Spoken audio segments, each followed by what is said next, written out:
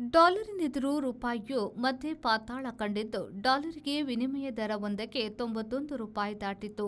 ಅಂದು ಅಸ್ಥಿರತೆ ಎಂದವರು ಈಗ ಒಳ್ಳೆಯ ಲಕ್ಷಣ ಎನ್ನುತ್ತಿರುವುದು ಈಗಿನ ವಿಶೇಷವಾಗಿದೆ. ಡಾಲರ್ನೆದುರು ರೂಪಾಯಿ ಕಳೆದ 4 ದಶಕಗಳಿಂದಲೂ ಕುಸಿಯುತ್ತಲೇ ಇದೆ. 1980ರಲ್ಲಿ $1ಗೆ 12.37 ರೂಪಾಯಿ ಇದ್ದಿದ್ದು, 1991ರಲ್ಲಿ 22.37 ರೂಪಾಯಿಗೆ ಏರಿತ್ತು. ಭಾರತ ತೆಗೆದುಕೊಂಡ ಜಾಗತೀಕರಣ, ಉದಾರೀಕರಣ ಇತ್ಯಾದಿ ಕ್ರಮಗಳು ಅದಕ್ಕೆ ಕಾರಣವಾಗಿತ್ತು.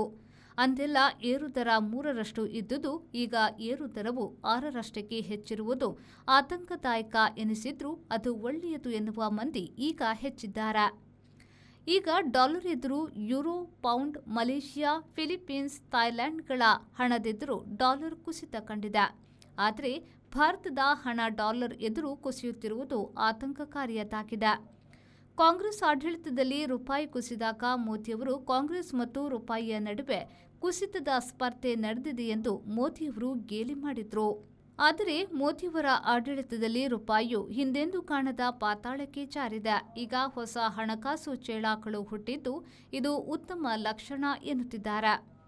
ಹೆಚ್ಚು ಆಮದು, ಕಡಿಮೆ ರಫ್ತು, ವಿದೇಶಿ ಬಂಡವಾಳ ಹಿಂತೆಗೆತ ಈಗ ವೇಗವಾಗಿ ರೂಪಾಯಿ ಅಪಮೌಲ್ಯಕ್ಕೆ ಕಾರಣವೆನಿಸಿದೆ. 12% ರಫ್ತು ಕುಸಿತ, ವಿದೇಶಿಯರಿಂದ $1,800 ಕೋಟಿ ಬಂಡವಾಳ ಹಿಂತೆಗೆತ ಈಗಿನ ಸರ್ಕಾರದ ಅತಿದೊಡ್ಡ ಸಾಧನೆಯಾಗಿದೆ. ಹಿಂದೆ ಆರ್ಬಿಐ ಡಾಲರ್ ಮಾರಿ ರೂಪಾಯಿ ಮೌಲ್ಯ ಉಳಿಸಲು ಯತ್ನಿಸಿತ್ತು. ಈಗ ಆರ್ಬಿಐ ಅದೆಲ್ಲ ಮಾಮೂಲಿ ಎಂದು ಕೈಕಟ್ಟಿ ಕುಳಿತುಬಿಟ್ಟಿದೆ.